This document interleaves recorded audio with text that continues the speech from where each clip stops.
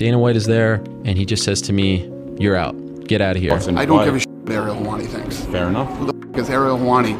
And historically, when you do battle the UFC, as I've said, the house always seems to win.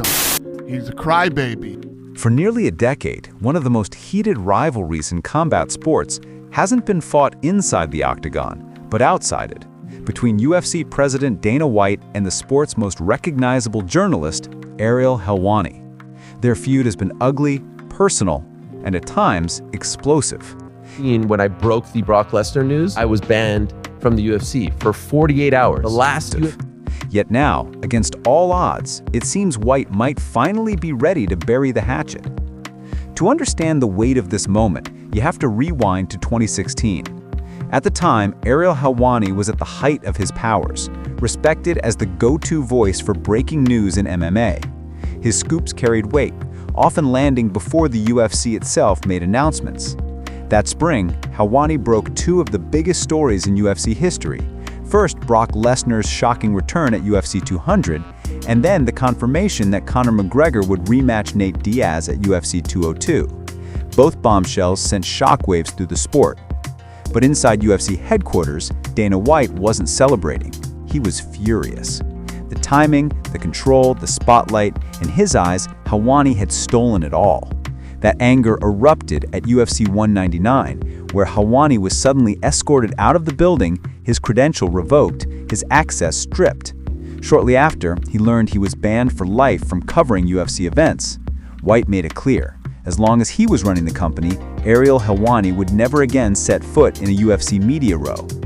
Although the ban was lifted within 2 days after backlash from fans and fighters alike, the damage was irreversible.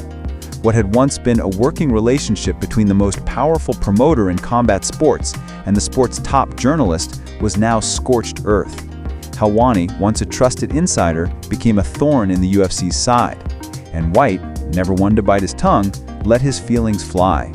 Over the years, he called Helwani a weasel, a drama queen, and most infamously, the biggest piece of shit of all time.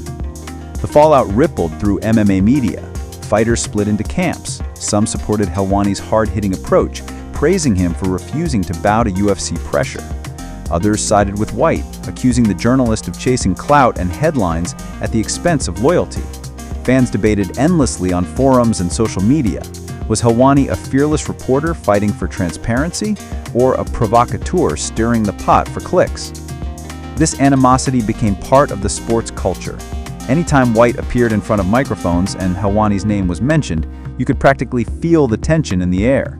Reporters braced for fireworks, fans waited for another scathing soundbite, and more often than not, White delivered. The feud was a story within the story of MMA's explosive growth in the last decade.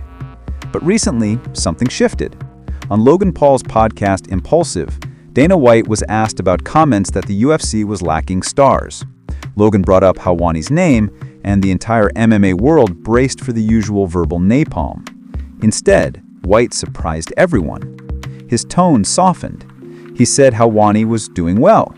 He admitted the relationship's downfall had left him upset too. And then, the words nobody expected. Maybe we can figure this thing out. We should probably all get back together. He's upset. He's upset that the relationship is what it is with the UFC. Yeah? Yeah. I'm upset about it too.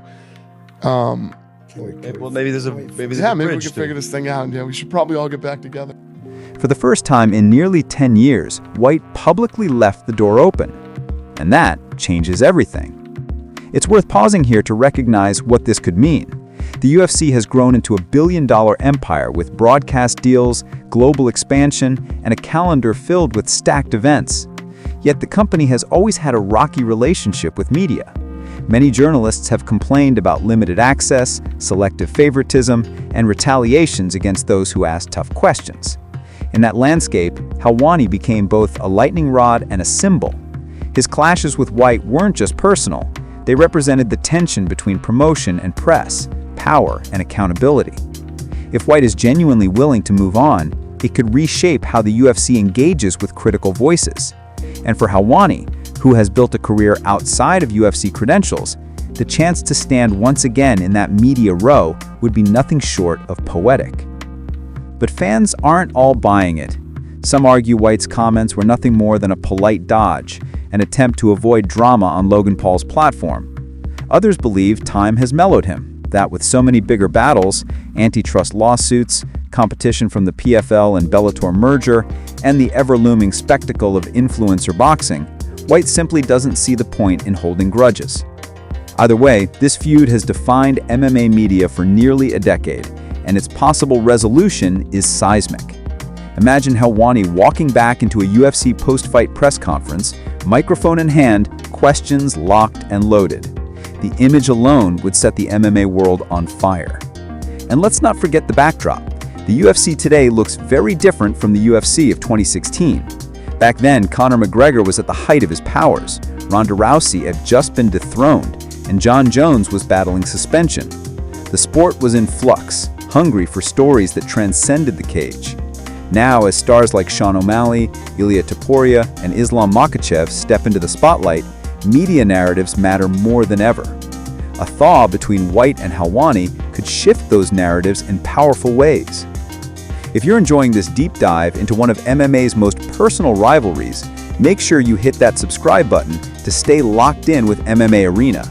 We bring you the stories behind the stories, the rivalries that define the fight game, and the truth that keeps fans debating long after the final bell. Still, reconciliation in MMA is never simple. White has built his reputation on being blunt, unforgiving, and fiercely protective of the UFC brand. Helwani has built his on independence and persistence, refusing to let the UFC dictate his coverage. Their clash was inevitable, their peace almost unimaginable. And yet here we are. A single interview has cracked open the door. Whether it leads to a handshake or slams shut again depends on the days ahead. What's clear is that Dana White and Ariel Helwani's story isn't finished. It's just entering a new chapter, one that could redefine how fighters, fans, and the media all engage with the most powerful promotion in combat sports.